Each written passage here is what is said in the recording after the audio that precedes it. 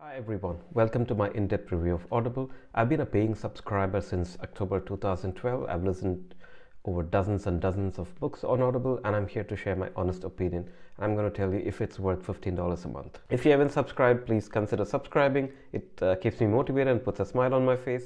What is Audible? Audible is a subscription that allows you to listen to audiobooks. With an Audible subscription, you get access to a vast library of over 300,000 titles, and as well as exclusive contents like Audible originals, podcasts, sleep tracks, meditation tracks, and more. No, it is not like Netflix. The model is closer to Amazon Prime. In Netflix, you pay a fixed monthly subscription fee and you can watch everything on Netflix, whereas in Amazon Prime, you get a lot of stuff that comes with your monthly fee, but then there's a lot of stuff that you need to pay on top. So I would say, well, Audible, not surprisingly enough, is closer to Amazon Prime than Netflix. There's a lot of content that's available exclusively on Audible platform, a lot of podcasts, and I would say more celebrity podcasts. So you would see Audible has like series, a short series, 2-episode, 5-episode podcast series from really popular people. Audible also offers daily deals, so it's not that you get access to just the library, but from time to time, Audible also has running offers to buy these books at probably one third, 1/4, 1/5 the price of the actual book. So there's also Whisper Sync that allows you to switch between a ebook and the voice version on audiobook seamlessly. There's also integration with Alexa. If you're an Alexa user, Audible is plug and play basically. Okay, coming to the main question, is Audible worth $15 a month? And before answering this, I think we have to quickly talk about the different subscription plans, because maybe you might think differently if you know the different plans. So there are basically two plans. The Audible Plus version, which is essentially the podcast and the shortcasts and a few books that are free in the Audible Plus area. This costs typically around $7 to $8 depending on the geography. In the US, it's $7.95. And the Audible Premium Plus is where you get access to the entire library, and each month you get one book credit that you can exchange for any books from the library. It works like a token, so every month you get a token and then you can use that token to exchange for a title. So with the Audible Plus, you get thousands of audiobooks, I would say, for free already. Podcasts, the audio content, as I said, limited short series, etc. You also get Audible originals. You can also download unlimited from the Plus catalog, so it doesn't restrict you on download and offline listening. You can also bookmark your titles, just how you would dog ear your physical books. You could also do that with Audible and the Audible Plus catalog. So why would you go for Audible Plus? Audible Plus is very interesting if you use another paid app like Calm, where you have a different app for your sleep, meditation tracks, etc.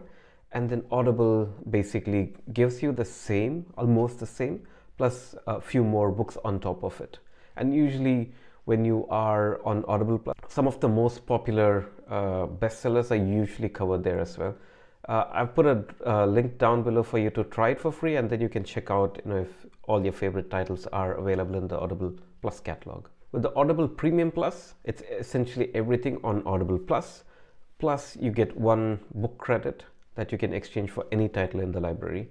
And it also allows you to share this plan with family members. So it's also possible for you to get one book and basically parallelly listen on 5 different devices on 5 different accounts.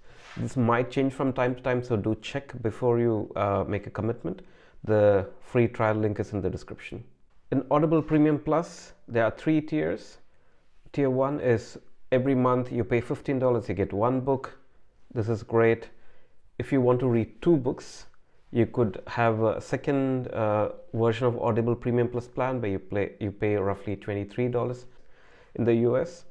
And this gives you access to 2 books every month.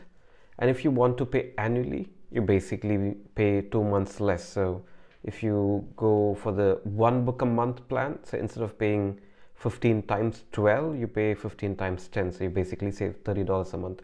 And then you end up paying roughly $150 a year. And if you buy 2 books per month plan for the entire year, then you pay $225. So if you are somebody like me in my younger days and if you listen to 2 books, I would suggest go for the Audible Premium Plus, for the plan that gives you 2 books a month. It's $225. You pay once, but basically you get 24 books, I would say. And if you put that, it's pretty cheap compared to what the actual physical books would cost you. What plan you should not go to: if you are a casual reader, so you read maybe 1, 2, 3, maybe 5 books a month, do not go for the Premium Plus. Premium Plus, in a way, is a fixed expense. You will get 1 book credit a month, but if you don't use it, it's basically you throwing money, or you just putting money in Audible's bank account for nothing. So if you read less than, I would say, 5, 6 books a year, I would say stick to the Audible Plus. Listen to the podcast, the sleep tracks, and a lot of originals. They are very entertaining. I've listened to some of them. So you could also consider, if you want Spotify, if you get the same from Audible as well. And you could just buy the books on demand. So you could just buy a specific title that you want for. And usually you also get a lot of deals. You get deals for you to get books at $3 or $4 or $5. So you could also use those deals to get specific books you want. But if you read a lot of books, and if you're sure that you're going to read at least 1 book a month or 8, 9 books a year, then I would suggest go for the $15 per month Audible Premium Plus. If you read a lot more than that, if you read 15, 18, 20 books, then I would suggest go to the Audible Premium Plus, but the $22.50 per month plan. And if you're sure that you're going to read all of them this year, I would say go for the annual plan, and you can save some money. So basically you pay for 10 months instead of 12. So is Audible worth it? 1, if you are a person who's commuting a lot, driving a lot, doing household chores. So basically, if you don't have time to sit physically and lay back and read a book, Audible is a great option. And if it's one of your New Year's resolutions to read more books, I would highly suggest give Audible a spin. It's great, and once you get hooked to the idea of somebody just reading the book for you, and many cases, remember, Audible is powerful. They have deals directly with like high-profile authors, even like Barack Obama or Oprah. It's the actual author who's reading the book for you. So it's like they take you into their world of thinking, and you just don't read the book and imagine how it would have sounded. You basically hear them actually read the book for you. The narration quality is top-notch. I've listened to, as I said, dozens of books on Audible, and one of the things that stands out for me is I would say voice actors. The people who read the book, they know what they are doing. It could get boring, to be honest. I mean, I listen to a lot of non-fiction, and then it tends to get boring, the topic itself. But the voice actors or the narrators do a brilliant job of keeping it lively, keeping it entertaining. So, you kind of have a little more incentive to get somebody else to read it for you. And finally, $15 a month is a lot, but is that too much to invest on yourself? Remember, the biggest investment that you would ever make in your entire lifetime is probably on yourself. So is Audible worth $15 a month for you? I don't know. Some other reasons why you might find Audible a good idea is, well, it basically takes your non-productive time and converts into a productive time. So how do you figure out if the book that you are about to buy is worth your time? Remember, there are millions of books out there. Not every book is for everyone, but you've got to pick something, right? And how do you do that? Here's where a book summary app like Blinkist comes in.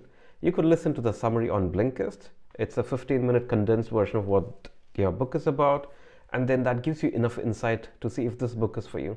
I've read a lot of books, and I've listened to the book summaries on Blinkist as well. I've done detailed videos on Blinkist, so go check that out.